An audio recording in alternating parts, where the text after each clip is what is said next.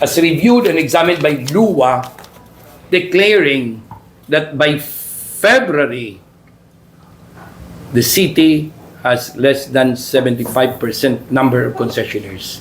More so with March, lesser than February. Well, Presidential Decree 198, Section 3B, says 75%, the appointing authority rests on the city or the municipal mayor. But there is always a directive from the LWUA telling the mayor to appoint. Now this time, it's a letter from the LWUA asking, telling everybody through this letter that Municipality of Mobo has more than 25% for February and March, so the appointing authority rests on the authority of the governor to appoint the vacant board of director posts for MMWD. So this press con is intended for the people to know, the people of Masbate, to know, that the governor has now the authority to appoint the 3 vacant posts for board of directors. After this press con, everybody will be issued a copy of this so you can read more and have a copy of the original document issued by Attorney Vince Homer Reville, the LWUA administrator. Any question? Yes, sir? Say the name and the print or air media or whatever. Sir, yun naman po sir sa KM7. KM7? Yes sir. May tanong naman sir, kung sir pinagpasihan ng city government with regard sa kanilang claim dito sa kanilang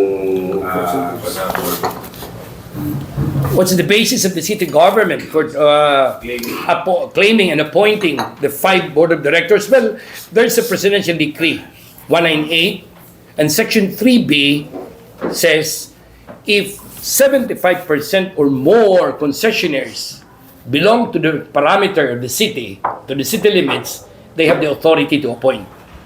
Okay? If it's lesser than that, it belongs to the provincial governor. Okay? Presuming, without any actual statistics taken, unauthorized actual statistics of the number of concessionaires from MMWD, and it has to be notarized, submitted to the MMWD, they presume that they have the authority because they thought it's more than 75%. So by March, they tried to issue a appointments documents. They appointed 5 board of directors, but they couldn't appoint actually without a directive from the LWUA asking them, now you have the authority to appoint. So the governor now has it, taking into consideration this document submitted by MMWD and reviewed by LWUA. The LWUA now directs the governor to appoint 3 more board of directors. I mean, the vacant post for board of directors. Did I answer your question, sir? Okay. I am Rudy Malapas. We belong to Lagos and Masbate, sa Masbate, together with my publisher, Mr. Edwin Gadya, the columnist. When the appointing authority appoint the 3 remaining BOD? When is rather? You're asking us when? When? Okay, upon receipt of the letter dated 5th of June, MMWD already solicited, okay, 4 possible and probable board of directors to take the post, the vacant post, so that the administration of the MMWD could continue its services. So, right on that very day, they were able to solicit 3 to fill the vacant posts. And GM here, beside me, can tell you who were appointed. Sino appointed? Yeah, the 3. The 3. Sino po ang tatlong na-appoint na? the vacant Post for education, professional, and business.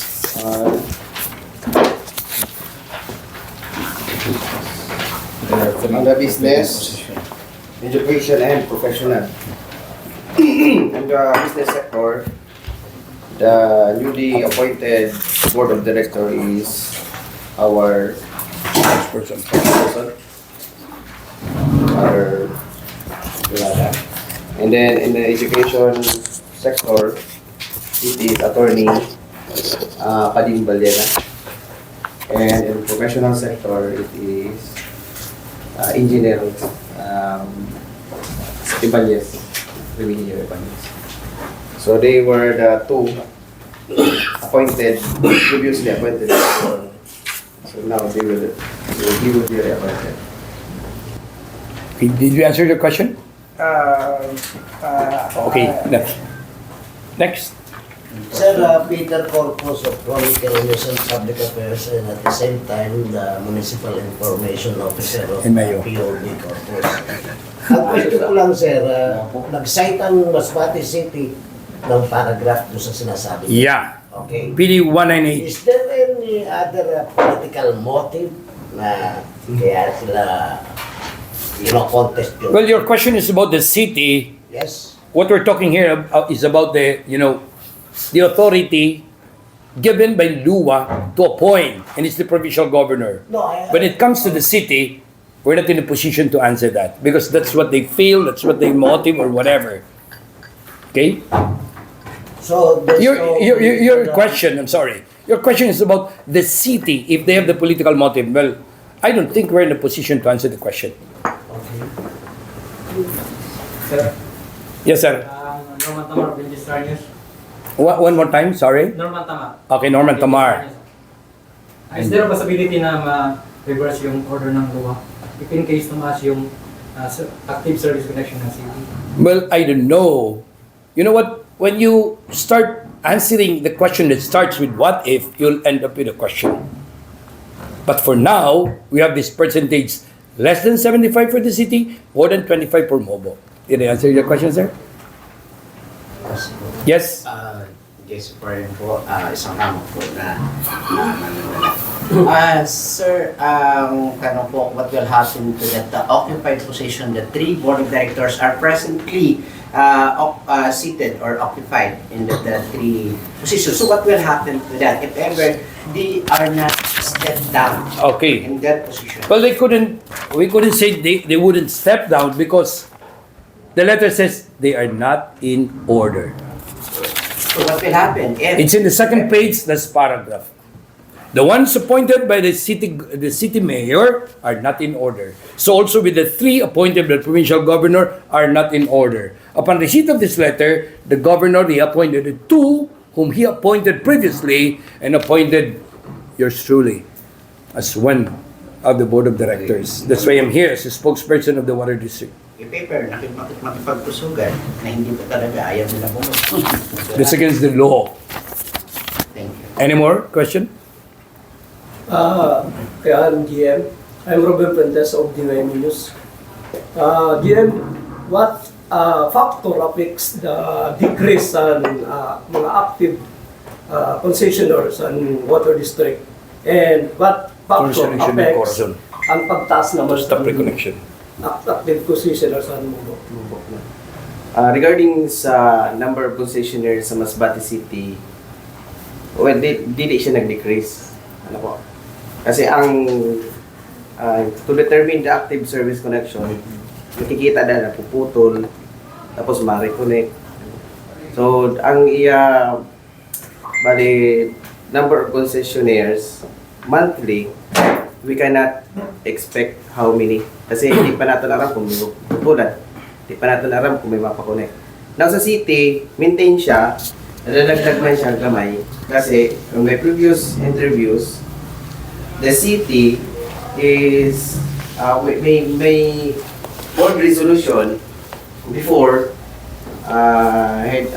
headed by the chairman of the board, which is Corazon Daem, suspending the new connections sa city because of the low pressure na naranasan before.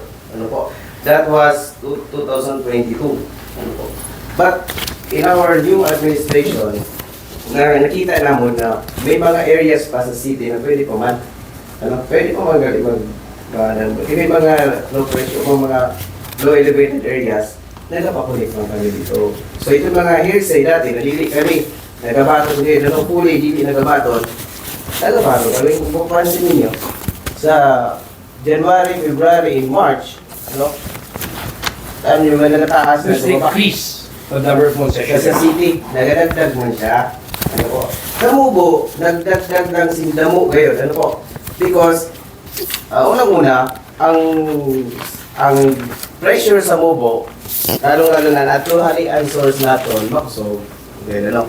So, unahin ang source mo, ali sa Mobo, municipality of Mobo, city, so mas ako kumagay ng pressure sa Mobo. Ano? And we have expansion projects before implemented by Mayor Dune, and after that si Joel Antiporda, na expansion projects na natubigan that time because nag-low pressure siya. But now, in our new administration, naputubigan na mo dito. Nagdamo lang mo nag-connect dito, which is, this note, additional service connections in the municipality of Mobo were generated pursuant to Mobo SB Resolution number 28, series of 2023, representing water service connection for the completed Gawad Karing housing project and the Mabay expansion project in the said municipality. So, hindi lang kami po nagbuot na mag-connect because maghatag sa collection sa Mobo. May resolution po ang Mobo SB, may SB resolution sila requesting us na magpatapos dito. Sana naman natapos ng mga projects. That's it. Yes, Sir, public knowledge na ang kasalukuyang problema ngayon sa Masbate, yung supply ng tubig. Water shortage, water rationing, low pressure of water supply. Sir, my question is, ano po ang konkretong plano ninyo o aksyon para ma-resolve ang problema ito? Okay, I'll take it. No. You know what? If you go with me and visit the source, you try to check it. That we do it this way. This is the bigger tank. It's around 1,200 cubic. And down at the city, 1,600 cubic meter water tank. And this is a 300 cubic meter water tank. And this one is, the Mandalit, Charlie A, Charlie 1 MN, 500. It's good you have this. 150 cubic, 150 cubic, 300, and 1,600. This is the source, trying to pump water to the 150 cubic meter, from 150 cubic to 300, from 300 to 1,600. Look at the proportion of the water. We pump more water, this 150 cubic overflows, and the 300 is not yet full. Okay?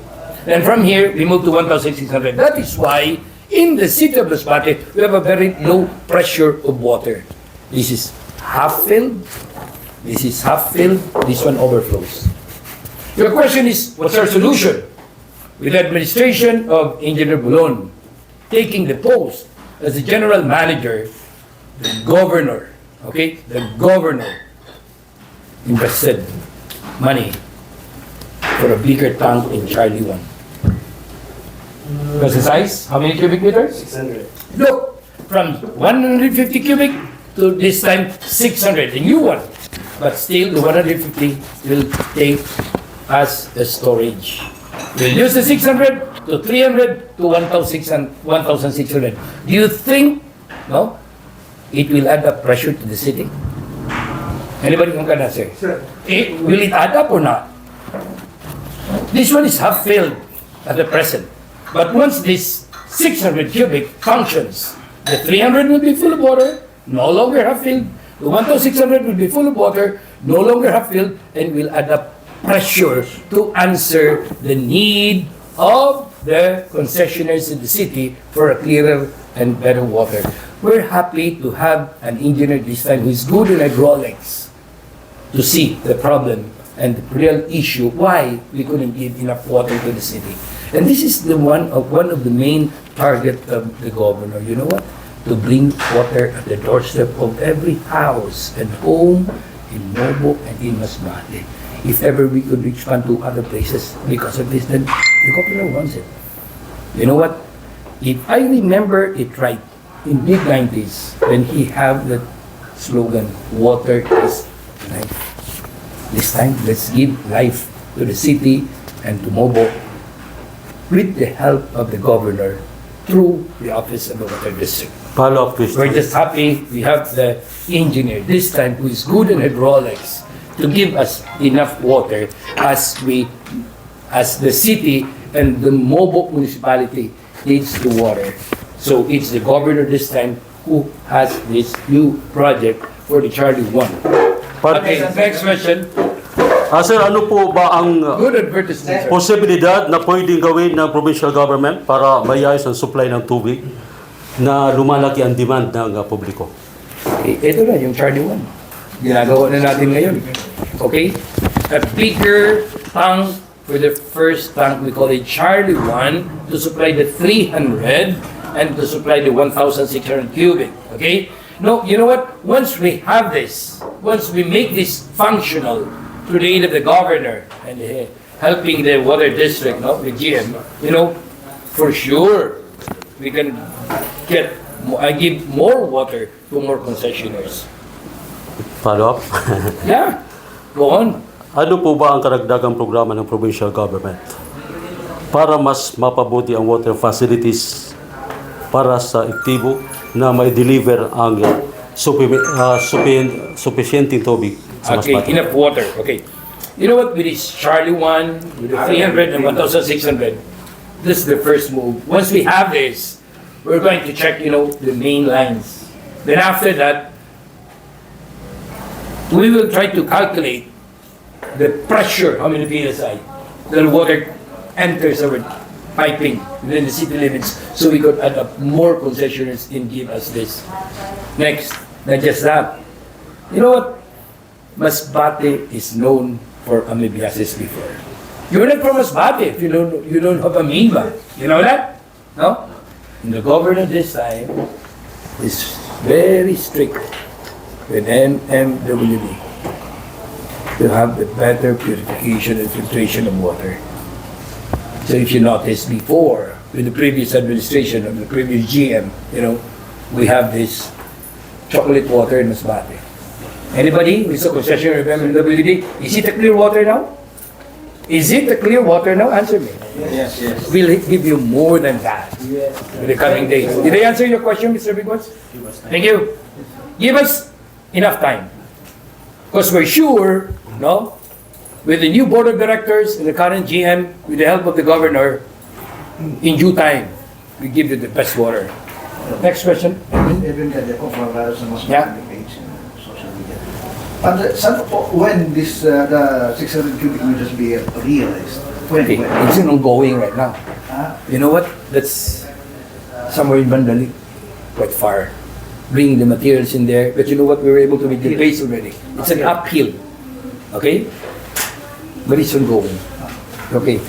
Just be patient and try to wait for this. But I promise, no? Before the year ends, it's functional. Nasa Mandali, medyo malayo. Yes, sir? Yes, okay, nabagit mo po yung chocolate water. So, i-ano lang po natin, how to determine or to address that problem regarding on that particular issue on leakage. So, we have regards to determine those leakages in the pipe, PVC piping. You know what? With very low pressure, we couldn't identify where the leak is. Why? Because then lower PSI. That's the pressure of the water in the tube. But if we have the bigger pressure, higher pressure, we could easily identify which part of the old lines in the city is having their leak. That is why we're trying to build Charlie, push more water so we could see it. I-try nyo. Lagay ko yun ng tubo, lagyan nyo ng tubig, half filled. You couldn't identify there's a leak. Put on pressure, and the water would burst. That is why this time, we're aiming for a higher pressured, clear water so we could determine where is the leak with the old lines. Once we have it, We'll check all these leaks. So meaning, mag-a-add tayo ng machine. No machine. Yun na. No machine. Elevation. Okay. Just the elevation of this newly, this ongoing construction of Charlie 1, I mean. Hope we can address it. Any more? Charlie, come again, sir. Charlie 1. Reserva. Yeah, this is the first reservoir, A, B, and C. The first one, we call it Charlie 1. Any more questions, sir?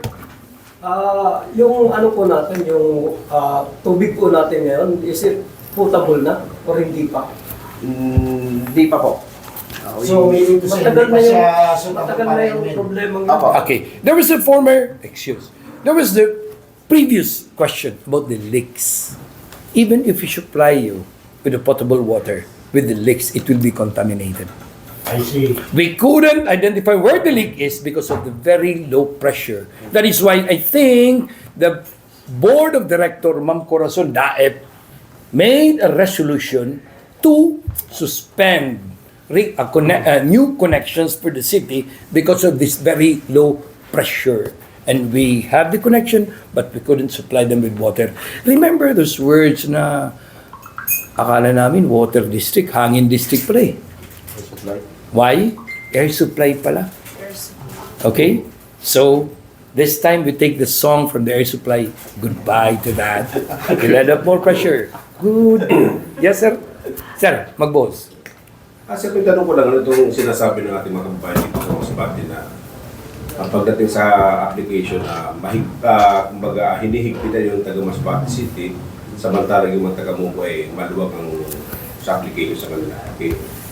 Well, we have the executive and the legislative. The legislative makes the law. It's Ma'am Corazon Daep who passed the resolution to suspend connection in the city. Okay? So, is it a law proposed by the board? So, we suspended it. But with Mobo, it's noted here in the letter from the LWUA trying to show everybody the answer why more connections in Mobo. The legislative body of Mobo requested for connection in their housing project and the Gawad Kalinga. Did I answer your question, sir? Actually, it's not that we're very strict. MMWD is very strict. There is the past resolution. We simply follow it. The board approved it. And there's another resolution submitted by the Sangguniang Bayan members of Mobo requesting para na rin yung kinakalaban kita, makikipagkaibigan ka? Siyempre hindi. Pero kung makikipagkaibigan ka, talagang kakaibiganin kita. Ibibigay ko lahat. That's what Mobo did. And it is noted here in the printed here at the lower part of the document we're going to hand you in. Did I answer your question, sir? Sir, kapag ko lang nabanggit ko kasi, sir. So, sa ngayon, sir, open na ba yan? So, kumusta na yung mga application ng mga taga-city? So, maluwang na ba sila or open na yung... That is why we have the new board and hopefully we can address it. Any more? Sir, so, Yes, sir, Edwin. may I Sorry. direct this question, sir, to GM? Sir Jim.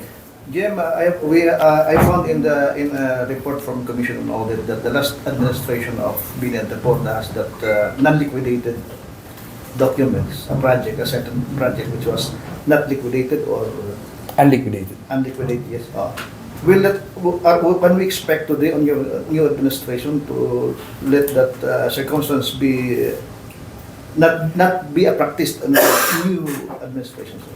We'll find our best not to do it again. We will not do it. Okay. So we will follow what the law and the process of the Commission on Audit on disbursing, procurement. We will follow the RA 9184, yung public bidding. So before, they are practicing emergency purchases because of the flash floods. But sa aton pa, ina na baka. Handaan ta na. Na ina na magabaha magayral makaiwaran budget or ano. So that's why harayo pa ginaprepararan ta na para mawala ina na disallowances. That does not affect the population sa tansya niyo po. No, hindi. Kasi proper preparation. Arayo pa Paghandaan natin. Ano po? Yung mga ganung bagay. Warapan, baha, aram ta na mabaha. Preparado kita. Okay, excuse sir, Edwin. To add up to that question, no? You know what, in Masbate, if you've noticed, with PD, RRMO, the word RR is what? Risk reduction. Okay?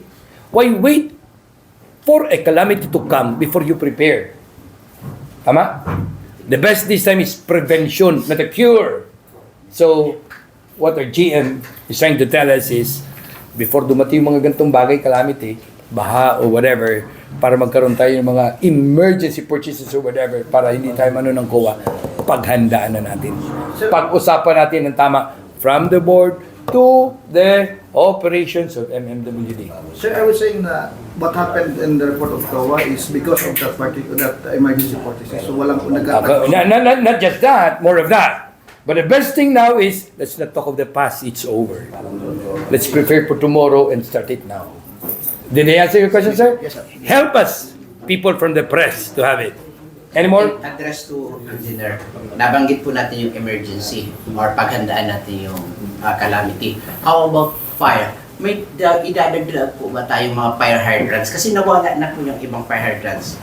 That's We have plans. We will check po the pressures sa mga kung pwede, hindi kita pwede magbutang sa fire hydrants kasi pag magbutang kita ng fire hydrant, maluyang pressure. Okay po. So, ang makusog lang natin ng fire hydrant din sa Gaisano. So, amo lagad po na siya makusog. So, ibig sabihin, pag nanumbalik po ang magandang daloy ng tubig just because of the additional... We can add more fire hydrants. For the safety. Yeah. Thank you. Yes, Sir Pete? Sir, kasi present administration kayo. So, yung una, napalitan nyo na. Did you find any mistakes or error during the previous administration in Water District para mabago? Sir, huwag nating tinanin yung error. Ang hinahanapan namin ngayon, makabagong pamamaraan, solution. Kaya nga, tinitingnan natin. Maraming babaguhin doon. Hindi lang marami, sir. Napakarami. Kaya nga, help us, people from the press, to, once we do it, then post it. Show the people we're moving. This time, not backwards, but forward. With the help of the new board of directors. Help us, please. Let's help each other. Huwag na natin tingnan yung mali. Tingnan natin anong magagawa nyo, anong magagawa namin. Father. Will it be of help, sir? Father. Yes. Nabanggit mo yung mga tao. So, message na lang po para sa mga Masbate. Okay. At mga konsumidor. You know what? At this age, we're no longer kids. That what we wanted is always there. Bata kasi, pag humingi na isang bagay at hindi mo na ibigay, anong gagawin ng bata? Tantrums. Tama, hindi? With our age this time, the new administration for the Water District, the newly appointed board, with the help of the good governor, please be patient with us. 2 words which I learned when I was in high school. I mean, 1 single word actually, but 2 different words. That is an adjective, best and better. If the past administration, if the past board did their best, we promise you one thing. The governor said, let's make it better. Let's do our best better. Nakaread nyo yun? Comparative degree of adjective, better. Tama? Superlative degree of adjective, best. Tama? If this is their best, we'll make it what? Sabi ni governor. We'll make it better. So help us, people from print and air media, post everything that what the MMWD is doing with the aid of the governor. And for sure, we can make the best for Masbate better. Thank you and good morning.